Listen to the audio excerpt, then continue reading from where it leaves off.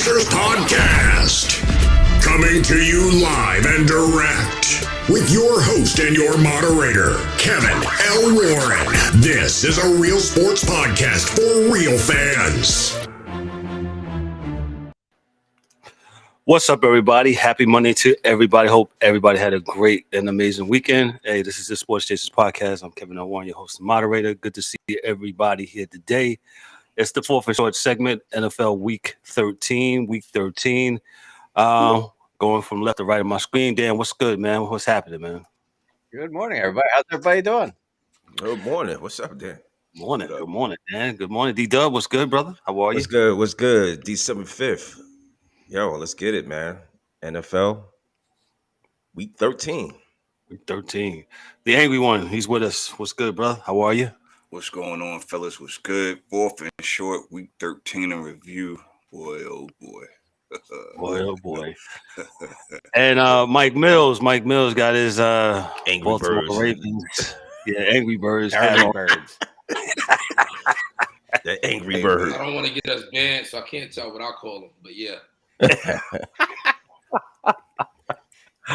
Oh man. Good excuse me, good weekend of football. Hey man, we're just gonna start it off, man. We're gonna go right into it. Hey, the Giants and the Commanders play to a 2020 Where's tie. the Giants this week? Nobody got it on this? Yeah. Where's the Giants? Okay, appreciate you, D-Dub. Appreciate you. Well, This what do you got host in and that cup? moderator is some Yeah, false what's he got fan. in You that over cup? here effing over here, man. He's got his tears in that cup. F and F. F. Boy, we would the name of episode after this. Oh, Got it on that one. No, I don't have anything on that. You're right. But anyway, you lost my you got involved, lost my train. The Giants and the Commanders played to a 2020 tie. I don't know what to say. The last time the Giants played to a tie, I think, was like 25 years ago against the Redskins Commanders team. And the Giants, I think, on the overtime, I was really pissed off about the fact their play calling.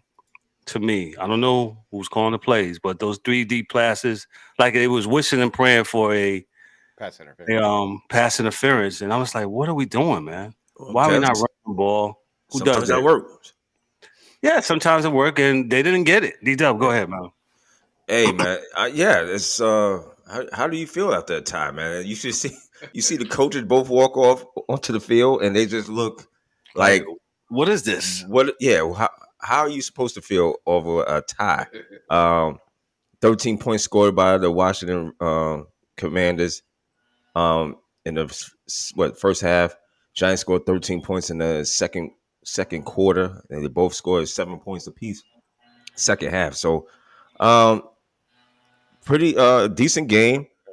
The Giants had an opportunity to win and came on the leg of Graham Gano and just came up short, man. Me and E was on the line watching the game. As soon as you knew it was dead. As soon as he had it straight. Yeah, As soon as he hit his foot, you could just hear, certain kicks, you hear it, and you can hear the sound. I don't know if y'all pay attention, but you could hear the sound. And that one, when it left his foot, it didn't sound right. It was a 57. Yeah, 57 yard attempt, and he missed. Now, several years ago, he hit the same, I believe, something similar, and he made it. But he was with the Carolina Panthers at the time. Yeah, it was 63. Go ahead. Yeah, gracious, 63. He made Years it. ago, man. Yeah, years ago. But what I could say, yeah. But Danny Dimes, 25, and he had a touchdown, 25-31, 200 yards. Heineke played well and threw a lot, 27-41, 275 yards, 2 TDs. What can you say, man? They'll play again in 2 weeks, and maybe we'll get a better result. Continues. We'll see. Dan, since you was making jokes about my team, go ahead. You got it. Nah, I caught the end of it. Okay. I was watching my Steelers finally win 2 games in a row. But yeah, like the end of the game, I'm like, dude, like Daniel Jones was your leading rusher. But I don't understand. Like even the series before they kicked the field goal, like the plays they were calling us, it's like, man, just get the few yards, give them a chance, make it somewhat close. I mean, yeah, that was a few years ago, but that's only 6 yards difference, and you came up that short. But right, yeah, I think it was 97. They tied 7-7. Yeah, so you got 2 weeks again, and you could do it again and waste 3 hours of everybody's time. Damn, to have waste no winner. the time. Well, you looked at the coaches; they both looked at each other like, "What the hell we just do for 3 hours?" Yeah. I mean, everybody was just kind of like, "Really, we can't finish a game?" That, to me, NFL ties are dumb. Yeah, I'm not really a fan. You only play 17 games a year. Come on now. Well, they say the reason why I did a little research on ties. They say they do it because of attrition. They don't want guys playing forever. Well, you know what the better play deal 17 is? Why games. we got Thursday games? Why do we got Monday night games? Sunday night and you know what? And if we doing all that, you know what? Since the kickers don't really do much, get them out there and let's decide what your kicker. Oh no! We'll be out there all night. Start at 30 and work your way back. Wait, we're doing a kickoff? Oh no! A kickoff? Yeah. Why not? Start 30 and work your way back. I like it. Yeah, punt passing. Have you seen punt these passing kickers kick competition? Yes, E. I understand. I know what you're saying, but the players, these guys have played for what 60 minutes, not longer than that. Why not? The kickers is not doing nothing. Let them get out there and kick off. They do a kickoff. I don't know what the stipulations will be, but I would rather that than it's a tie. America, have y'all heard what D0Dubb has said? I know we said we're a show of not hot takes. That was damn near a hot take. Jesus. That was the hottest take we ever had. A kickoff with the sign instead of this ending in a tie. And I'd rather if I hear do college football. Give him the ball to 25 and go back and forth. Then end in a stupid ass tie. Yes. This tie stuff got to stop. I don't see a need or a reason to have a tie. Go ahead, E. What's your thoughts on the game? For the tie, I'm not. D0Dubb has blown my mind with what he just said. Jesus Christ. I'm not a fan of the ties either, but man, for both of these teams, #kickoff. I don't even know what to say about this shit, man. I mean, both quarterbacks was efficient, I guess you could say. Well, no, not really, not Taylor Heineke, excuse me. But man, I don't even know what to say about this. This is goes to show you which way these two teams are going. All right. So at the beginning of the year, the Giants was on fire. This man messing up my screen with all these chats. Jesus. Anyway. Yeah, we need to find a way to disable this while I'm talking. Anyway. Hashtag stop the tie. So this tells you where these two teams are right now at this juncture of the season. The Giants was red hot. They've come down to earth. They seem to be playing down to their competition.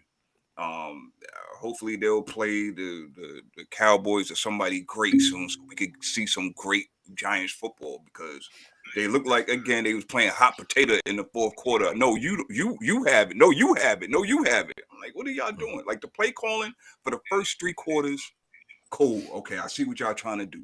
And that fourth quarter, I was like, and then overtime, I don't even know what I think the offensive coordinator took the night off. But man, we'll see how this breaks down, man. A tie could either hurt you or harm you. So we'll see how this goes. Mike Mills, your thoughts. Excuse me, I owe $5 now. Go ahead. Yeah, I mean, what needed to be said has been said. Play calling got to be better. Todd, I do agree with the kickoff, though. I say we start at the 30 and work our way back. But other than that, I mean, the Giants know what they got to do. They got to run the ball. I mean, taking shots down the field is cool because they did get that one to Slayton early, but they just got to, I don't know. They know what they got to do. Don't deviate too far from the formula. Y'all was winning. And I mean, the tie looked better in the standings, right, for your winning percentage or something like that. So yeah, it does, but it's still it's kind of like it's unfinished business to me. I mean, it is. I agree with that too. But I mean, And then you lost to and then you tied with your rivals. That's terrible. But they better get it right because they got Philly next week. So. Got Philly next week, and then they got the Commanders in 2 weeks. Yeah, So, I'm just letting you know the next games for they got Philly, Washington, Minnesota, Indianapolis, and the Eagles again. So that's for the Giants. That's for the Giants. Yeah, well, we should see some excellent football then because they got quite a hill to climb. Yeah, Washington's remaining games is they have. What's today? Today is they got the Giants, 49ers. Hold on. Yeah. Looks kind of tough. So tough. So what? Washington got a bye next week? Yeah, they got a bye next week. Yeah. Yes, they're still doing bye. What? Really? Yeah. So they off. They got the Giants. They got the Niners. They got the Browns, and they got the Cowboys. So that's so the Giants slip up. It looked like Commanders could get in there because the Commanders got except for the 49ers. Well, they got 2 hard games. Well, 3 hard games, and I think the Browns ain't asleep, so I don't know. We'll see. It should be interesting down the stretch. They play the Browns that played offensively yesterday. Yeah, they have a chance. That was awful with the Browns. They just sat back offense like 50 years. Let me go to the next game. The Minnesota Vikings defeated the New York Jets 27-22. I watched this game. Hey, the Jets played well, but not well enough. The Jets made some mistakes in the first half. I think that would have cost them. Ultimately cost them in the second half. A lot of some drop balls, especially the last one that would have gave them the lead. I forgot the receiver's name, but Berrios. Berrios, he's gotta take that in, man. He's got to grab that ball and take it. Got to catch that ball. Got to catch it. You're in the end zone. Go ahead. Sorry. Hey, important stat that I was researching this morning. The Jets had 200 more yards of offense than the Minnesota Vikings. The Vikings were very fortunate to win this game. Mike White, like I said, he played well in the second half than he did in the first half. He threw the ball 57 times. I don't know if you want Mike White throwing the ball 57 times. It's a lot, but they was down. Mike Mills, go ahead. Well, Mike Mills, we lost him. Eric, go ahead. What you got, man? I agree with you. They got down early, especially things look like they unraveled there in that second quarter. But man, give the Jets credit. They don't quit. They're gonna fight you tooth and nail to the very end. And I feel like they should have won. They should have won this game. I'm sorry. Yes. Even though they turned the ball over this and that the third, and they ran up and down the field. But this is what happens. This is something that they're going to have to try to translate over next year. Is a good team. Yeah, you can run up and down the field, but can you get points and not field goals? You need to go down the field and score touchdowns. This is something that the Jets did not do in the first half. They struggled with it in the fourth quarter, as you can see. They try to get in that end zone. It just wasn't to be. So Minnesota is very fortunate. The Jets are a scrappy bunch. And no, you do not want Mike White, Jake White, Black White, whoever throwing 57 damn times in a game. You don't want that. Because all that means is that's 57 chances for your quarterback to get hurt. So. Mike Mills, your thoughts on the Jets and the Vikings? First off, Black White is crazy. But Black White was crazy. But hashtag Black White. Somebody going to come out of college with that name. Watch. Yeah, he is absolutely right, though. I don't care who your quarterback is. 57 times is extreme. Win, lose, or draw. That's crazy. But the Jets defense still strong. They do what they do. Kirk Cousins is looking fraudy. Told you, big fraud. But otherwise, I mean, they went 1 for 6 in the zone. So that's really the issue. They got down the field. Yes, Mike. I'm glad you pointed that out. They in the red zone yesterday. Absolutely. They down there. And then the thing I always say about teams is if you want to prove you're a good team, you're gonna win those games. So you gotta win that game. That was one that kind of solidified a little bit more your season. But I mean, the Jets are rallying quarterback. The team love him so far, so let's keep it pushing. And one of them picks wasn't his fault. The receiver dropped that shit. I hate when they do that. It should be a fumble, but that's neither here nor there. So we're making up two rules here today. We're doing the kickoff, and now if your receiver drops the ball, it should not be an interception. It should be a fumble. I always agree with that. That's because it should not be against the quarterback on that one. When the receiver, there needs to be a stat line for that's on you. There needs to be a stat line for the receiver if he fumbles or drops and stuff like that. You know how many drops you had. You know what I'm saying? Things like that. Park Avenue, the NFL, Park Avenue. Hopefully you're listening. You can put Mike. Y'all wilding out. Mike and D0Dubb on the rules competition committee. I'm out. Yeah, that should have been changed years ago. E, go ahead, man. What you got, man? I'm sorry, Dan. What you got? How do I follow this up?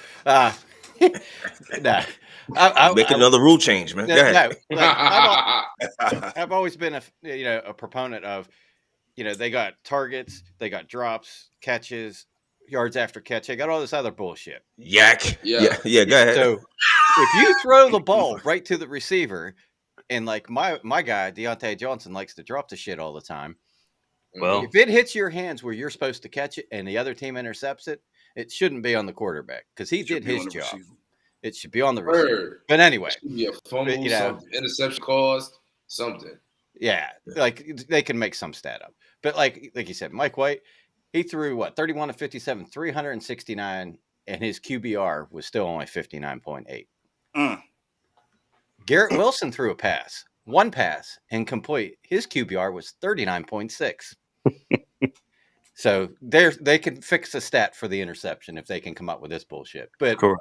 If you look at the stats, like Minnesota really didn't do a whole lot. The problem is they got down. The Jets got down early. Mm-hmm. They were down 20-6 at halftime, and it looked like the game that I was watching, where we moved the ball down the field, and all we did was kick fucking field goals, and boom. Yeah. Now in the fourth quarter, the game's close because instead of 7 points, you only got 3. And I think he's the new quarterback. It's give him some time. And I think they could figure it out. But like Garrett Wilson, he went bananas. 8 for 162. Yep. I mean, he needs a little help though. Everybody else really didn't do anything. Yeah. But just give him time, and I think they'll be all right. But yeah, he can't be throwing that many times. No quarterback should throw that many times. Agreed. D0Dubb, what you got on this game? And we're going to move quickly on to the next game. Yeah, man. The Jets should have won this game. Statistically, what we're looking at, 366 yards, passing yards, compared to Minnesota's 159. Rushing yards, 120 for the Jets, 128 for Minnesota. Total yards, 486 for the Jets. Minnesota, 287. If you're looking at it on paper, it looks like the Jets should have won this game. Jets didn't win this game. You know why they didn't win this game? Field goal in the first quarter.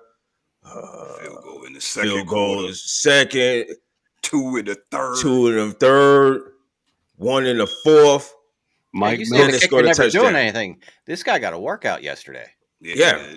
Correct. So now you asking Mike White that he's throwing all over the place. 57 times, like I said, way too much. This quarterback talk. He's your man. I don't care what you say. He had two picks. Stick with this guy. I think this is the guy. Your guy, Garrett Wilson. You got the Jets. You got a stud. This dude is a stud. He was targeted 15 times. 8 catches for 162 yards. You got something. You got something good there. When homeboy comes back, they're running back. Yeah, the Jets is gonna be good. Minnesota, y'all, you guys are 10-2, but you guys are like one of those shaky 10-2. Yeah. At some point, the glass slipper is going to come off for these guys, and I've been telling you. You did, Mike Millie. Shout out to Justin Jefferson because he's definitely a stud. He didn't 7 catches for 45 yards, and he was targeted 11 times. So, Minnesota, they playing good. They winning games. But again, after a while, you can only what they say, Jimmy rig your shit to make sure that to get this car working. So Yeah, we'll see. that's true. Let's go on to the next game. We'll go to San Francisco, or a little bit just north of San Francisco, Santa Clara, where the 49ers defeated the Miami Dolphins 33-17. First of all, I saw some things on the internet as well. Dolphin fans saying that Tua is not it. I was like, man, what are y'all talking already? I was like, geez. Wait a minute.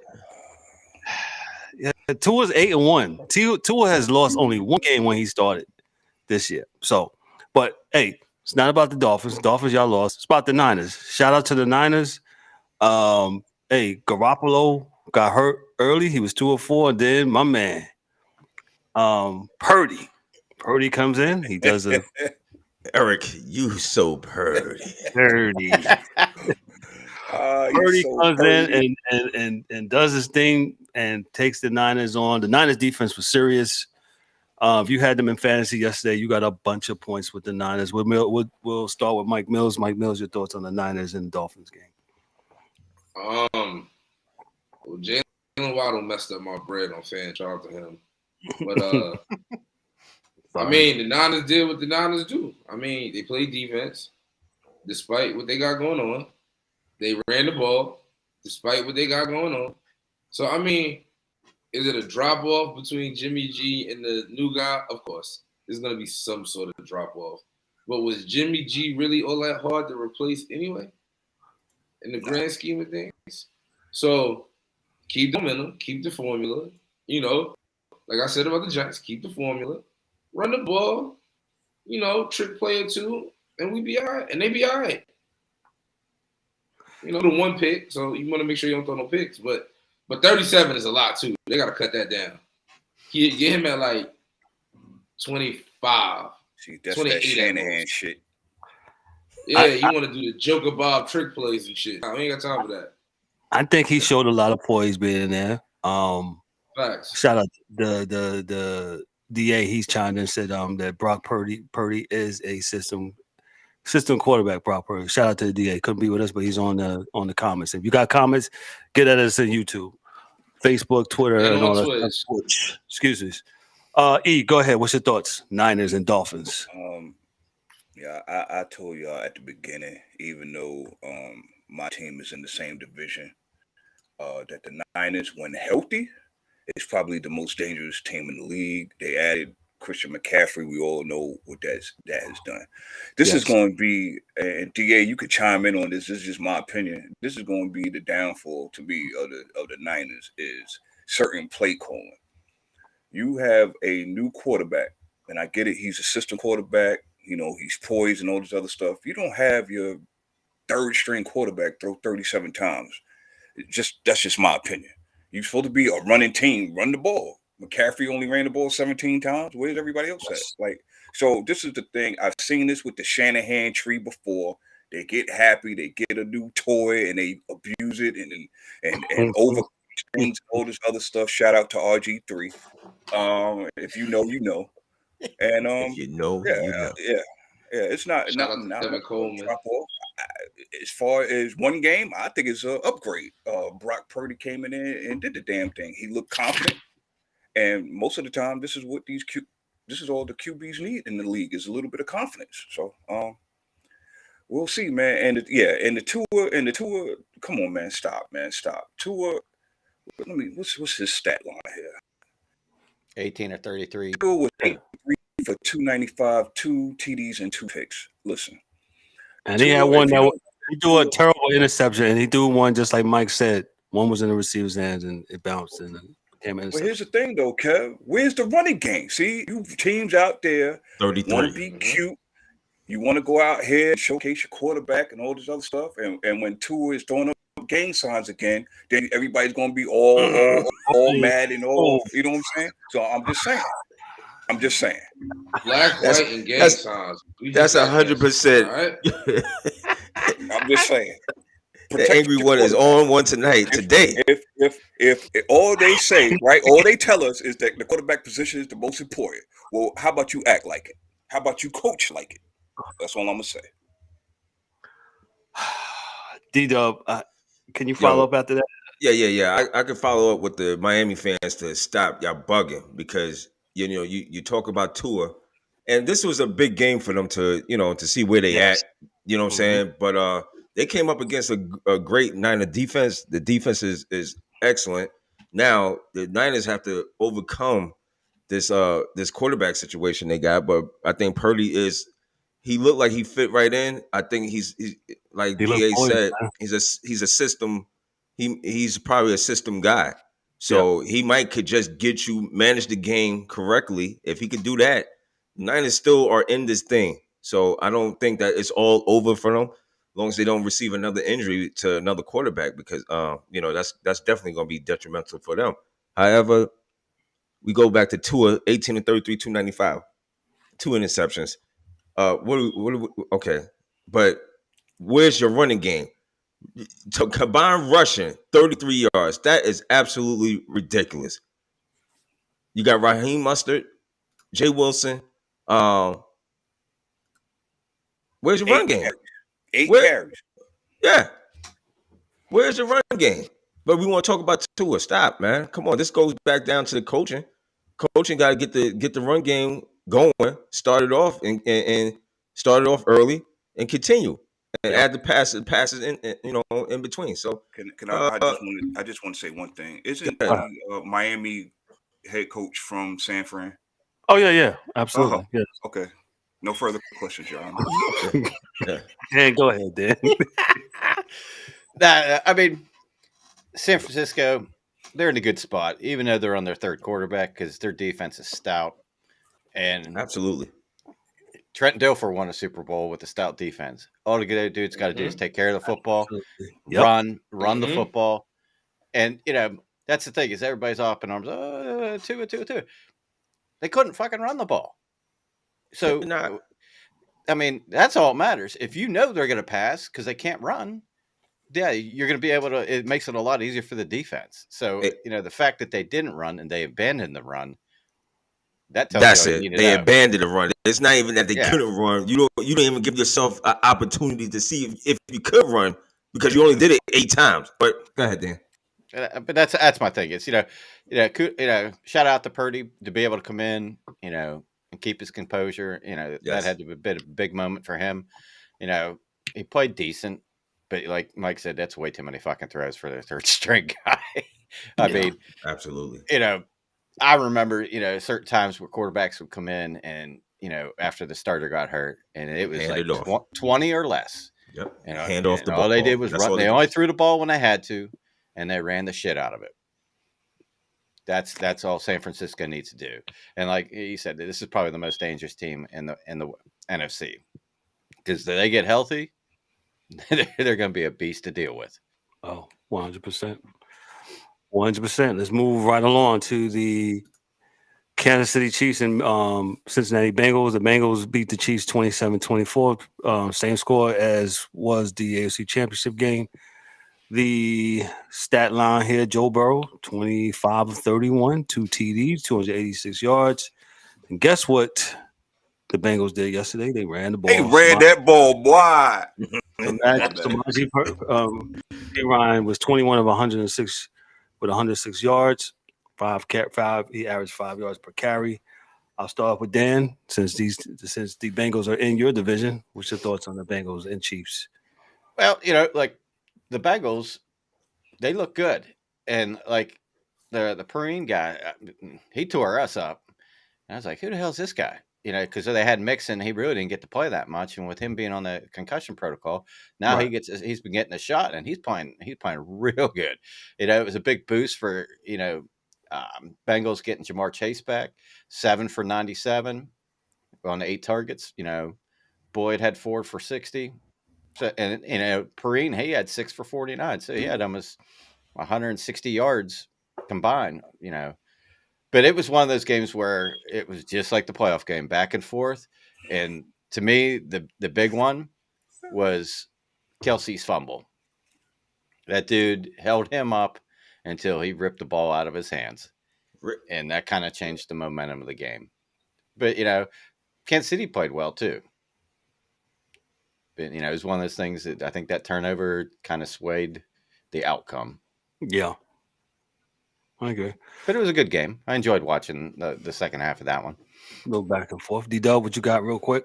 Yeah, this is very evenly matched games, and the Bengals came out on top again. I think they're 3-0 against Kansas City, if I'm not mistaken. The last 3 times they faced each other. Correct. Yeah. So good win for them.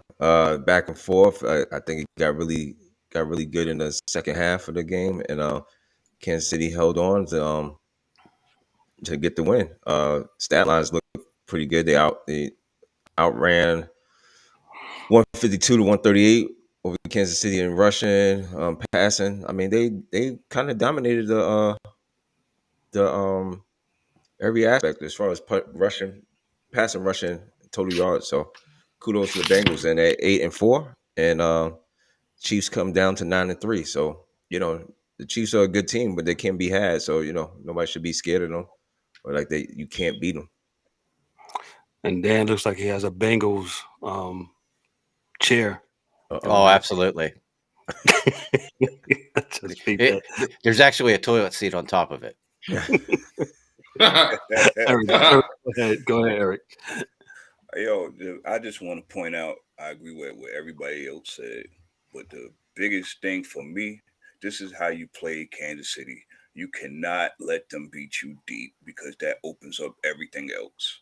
You see, Correct. They was kind of dink and dunk. They didn't have the big explosive play down the field that we used to seeing out of Kansas City. And shout out to Cincinnati defense, man. They played sound, quality football, and they gave their offense a chance to win at the end, and that's what you had. Mahomes was very human-like, I guess you could say. 16, 27, 223, 1 touchdown. I mean, man. I'm gonna say this too. This was very pivotal for both divisions. Even though stunk up the place, but we'll talk about that later.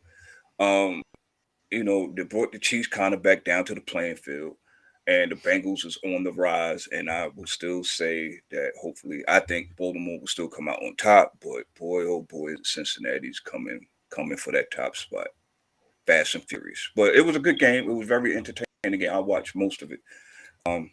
This is what you want to see out of any game, out of any sport. You want to see high quality competition. That's what you got here.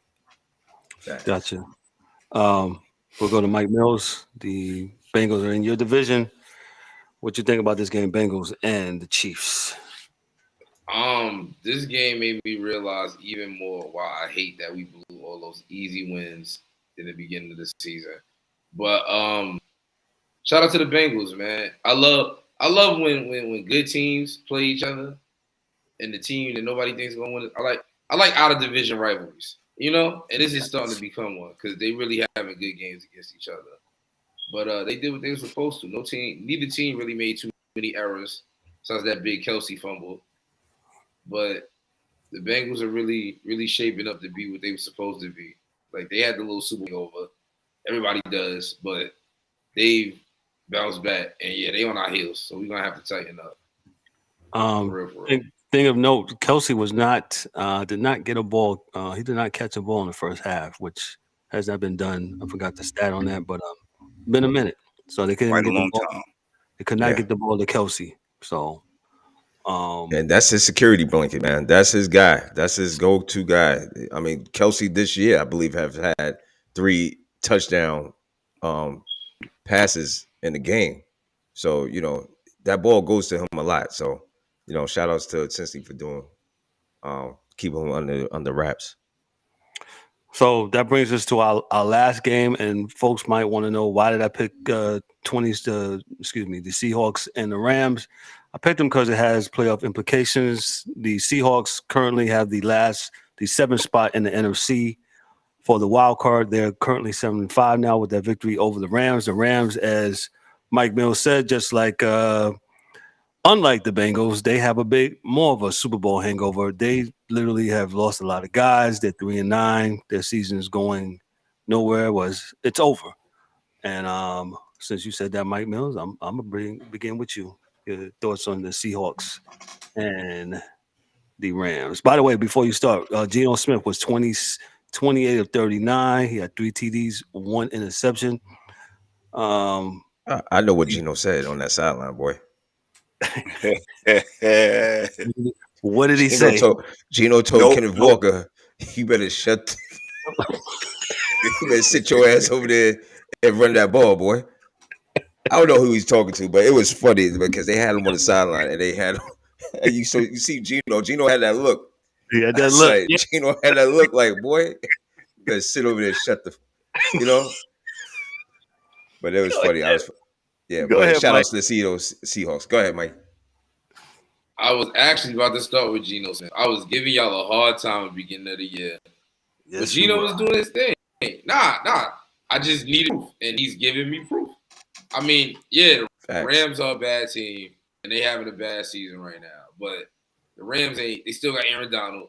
They still got Bobby Wagner. They still got Jalen Ramsey. So they still got a pretty strong defense, and he did his thing. He looked poised. He looked composed. I think he threw the ball a lot of times too. But, Kenneth Walker went down, so I kind of get it. But, shout out to them. Shout out to Tyler Lockett. Like, DK Metcalf is cool, and people be trying to act like he the man. Tyler Lockett be like, nah, bro, this is my team still. Go on, sit down. You just going to catch it and get out of it. Let me get these touchdowns. So shout out to the Seahawks for doing what they're supposed to do. Him and Metcalf, they both had 128 and 127 yards respectively. And Lockett had 12 targets and Metcalf had 8. So, your team in this division. What's your thoughts on these? Shout out to Geno Smith. I gave this dude praise early in the season, and I'm glad to see that he's still doing this thing out here, man, and proving guys like Mike Millie that he can play in this league. Yo, man, the Rams had no business, at least on paper, to make this game this close. But this is a divisional game, and we all know how that usually plays out, man. And I just want to point out, see, here's a difference. This is the perfect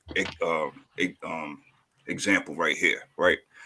The Seahawks tried to run the ball, and they couldn't. So that's why Geno Smith stats is 28 of 39. You know what I'm saying? This is not they just tried 8 times and then they quit. You know what I'm saying? They just couldn't run the ball against the defense, so they had to go elsewhere. And Geno Smith provided that. Man, again, this team, you got Lockett, you got Metcalf, you got Fant that came over in that trade, you got Will Dissly that people sleep on at the tight end position. This team can do some things on the offensive side of the ball. Yes. And people sleep. Oh, Geno Smith. Oh, it's the Seahawks. Y'all keep sleeping. This is a pretty dangerous team, especially when they are able to run the ball. So if they get into the playoffs, I still say Philly and San Fran are the cream of the crop in the NFC. But this is one of those teams that you don't want to sleep on. And please don't give them no kind of home field advantage, because we all know how hard it is to play up there in Seattle. And the Rams, man, you just look your chops. You gave your team, your defense gave your team a chance all through the game. It just wasn't meant to be. You didn't have enough, but it is what it is. You got a bunch of guys hurt. Live on for next year, man. It was a good game. D-Dubb, your thoughts real quickly. Yo, good game, 27-23 win, Seahawks. Mr. Geno Smith, this is a great story for him.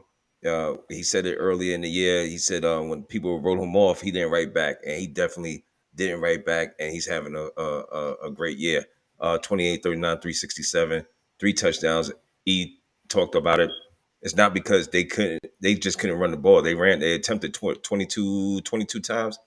And just couldn't get no traction. Total yards, combined rushing yards, 90 yards, 430 yards, total yards altogether. Shout outs to Geno Smith. Shout outs to CBS Sports, giving this stat line: 6 straight games with 100 passer rating. I think that's the longest in team history. First fourth quarter comeback since week 17. So of 2014 for Geno Smith. So I mean, shout outs to Geno Smith doing the thing. Mike Mills talked about Tyler Lockett. A lot of people sleep on Tyler Lockett, but this boy is he's a bad man.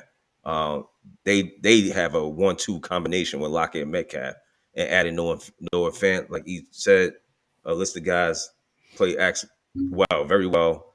The Los Angeles Rams, what can you say? They 3-9. They they don't have nobody. I mean, they got people, but they just not. We told you, Stafford Stafford gone, so they had to go with Wolford, 14-26, 178 yards, 2 interceptions. So, Rams see you next year. So this is over for them. Yeah, they went all in last year. Dan, real quick, thoughts on the Seahawks and Rams? Pretty much like everybody said, they did that with a backup quarterback, kept in the game. Their defense played really well. They got the Super Bowl hangover, but it's a lot easier when you won the Super Bowl to kind of stay in that funk, I guess, whereas the Bengals lost and they got that hunger to win. But, I was impressed that, even with the quarterback throwing 2 interceptions and no touchdowns, that they stayed in this game. Like you said, it's good to see. I think a lot of times quarterbacks are put into systems that don't fit their game or their specialties. Always. And it's good to see Geno went somewhere where it fit his style of play, and he's meshing well with Pete Carroll. And it shows that, it's not always the talent. It's who your offense coordinator is and the type of games you call. And I'm happy to see him playing well, because I always thought he was a decent quarterback, even when he was with the Giants. But I think that was the period of you guys switching coaches every year. But I think Seattle, they'll be all right. Another stab by Dan. I'm just saying look at the Jets, same thing. Yeah. They've been going through coaches, and you want to know why they can't get a quarterback. Right. Because you keep changing the shit. And, that's where, some of these teams that have long-standing coaches, are able to muddle through the season even though they don't have the talent. Because Baltimore's going to need some help. I don't know how long Lamar's out, but that could really change what the AFC North looks like and playoff implications. Because the last year he got hurt, didn't they lose like 5 straight? Go ahead, already Mike. dead in the water at that point, so it didn't matter. Well, I hope he comes back soon, because the Bengals need some competition. Yeah, I was gonna bring that up in some of the mentions that LaMar Jackson's hurt. Is this a repeat of last year with Huntley? And like Dan said, they lost 5 in a row, and they didn't make the playoffs.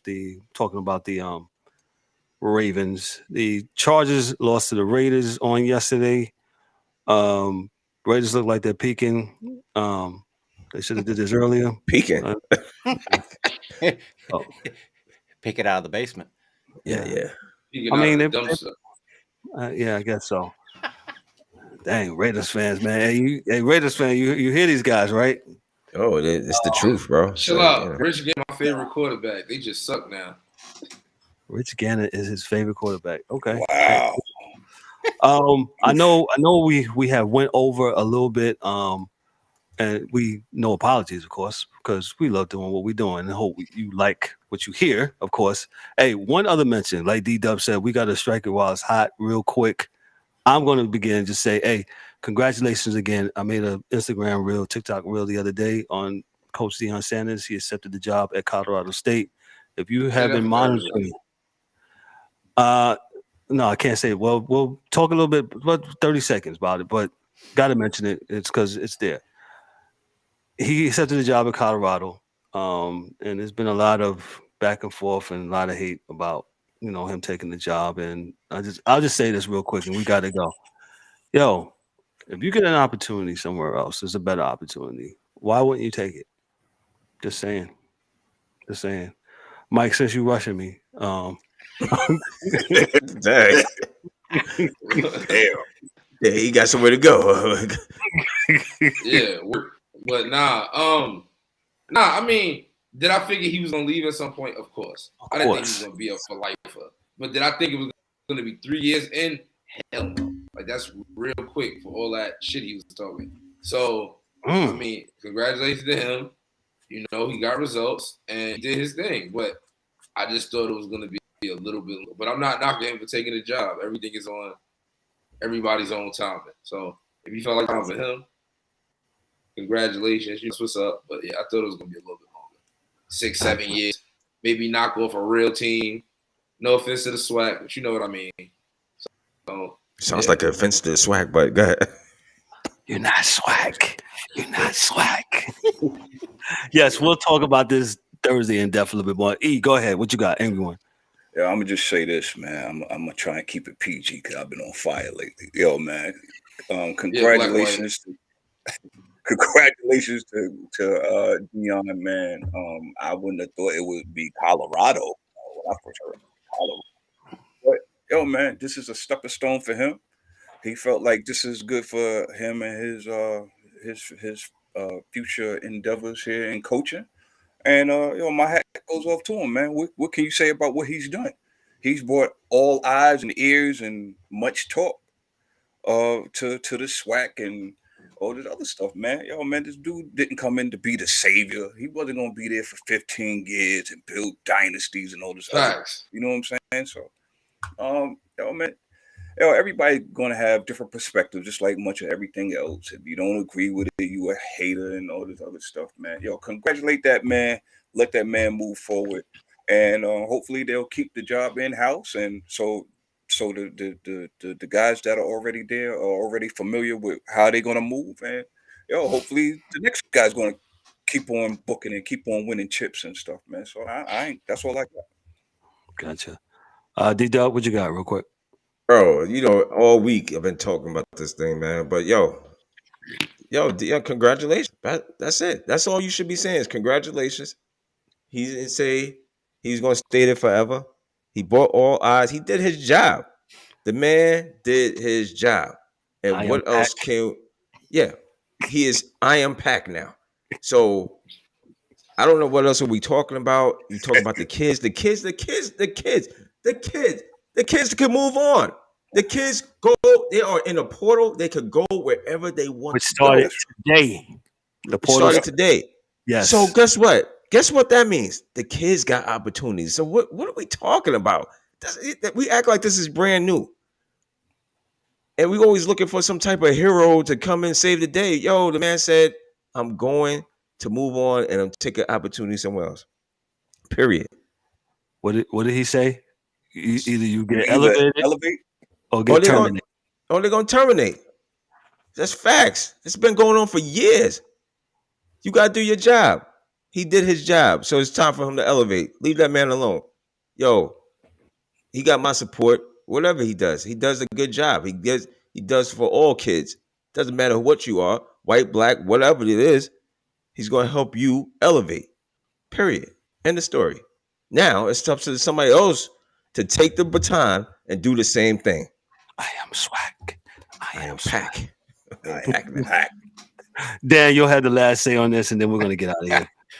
Nah, congratulations to him. And, here's the thing. If his passion is coaching and he wants to stay in coaching in college, I'm going to assume that his goals are to get into one of these top 5 major conferences and one of these big programs. Well, how do you do that? Well, you build your resume. He went was it Jackson State, and proved he could win. Now he's going to Colorado, Division I school. We'll see if he can build a program there and get them winning. Okay, the next time one of these other bigger schools opens up, maybe it's his turn. Mm-hmm. I could see him coaching like Florida State. Even Miami maybe. And I think the only reason why he didn't get that because they said he didn't have the degree or a degree. So let's just look at what happened in the NFL 3 weeks ago or wherever it was. They fired Frank Reich and hired Jeff Saturday with no experience. And you saw the uproar of what happened. The uproar. So, and then all they talked about was, even like the three or four clowns on Monday night, was, well, you got to have experience. They're talking because he hasn't coached before, and it upset these other coaches. Bill Cowher lost his fucking mind. But okay, so now this guy, he's doing it the right way, or to them, to go and get this experience. So, kudos to him. Kids don't stay at the same school. They transfer everywhere. The kid for Notre Dame already bounced before the bowl game. So don't tell me it's a loyalty thing. It's an opportunity thing. That's what it is. Opportunity. Any one of us, if you got an opportunity in your career to advance to something better that pays more, duh. No, I'm going to stay here. I'm going to keep working nights. I love it. Yeah. Just saying. Thank you, Dan. We'll talk more about that Thursday. But, we'll talk more about that Thursday because Mike Mills will have some more time. He won't be rushing me. I'm messing with you. Hey, man, we got to get out of here. We went way over past our time. Hey, but on behalf of myself, well, first of all, before I do that, hey, thank you for all those that was in the comments. We appreciate that. Facebook comments, Twitter chat comments. I don't see the Facebook and Twitter comments at real time, only on YouTube. So if you want to get at us in the comments, go to YouTube, set up your account. Remember to like, click, and subscribe. And shout out to all those that have been on YouTube and on Twitch, on Mike Mills Twitch. And hey, that's all I got. Hey, on behalf of myself, I'm Kevin L. Warren, your host and moderator. Dan the Hockey Dude, Daryl D0Dubb Warren, James the Angry One, Mike Mills, and in his absence, Dorian the DA. Hey, this is the Sports Chasers podcast. Y'all be good, y'all be easy, and have a great rest of the week. Y'all be good. Peace. 4th and long.